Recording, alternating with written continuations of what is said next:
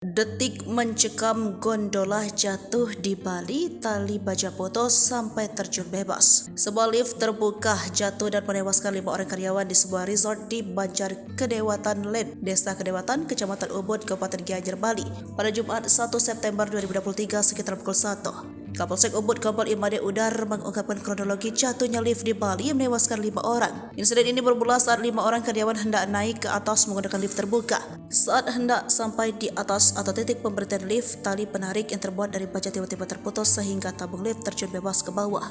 Imade Udar mengatakan saksi yang diperiksa menuturkan bahwa terdengar suara teriakan dan benturan cukup keras usai tabung lift meluncur. Penyebab dari putusan tali lift tersebut belum dapat dipastikan. Namun pihak kepolisian menduga tali tersebut putus karena tak kuat menahan beban.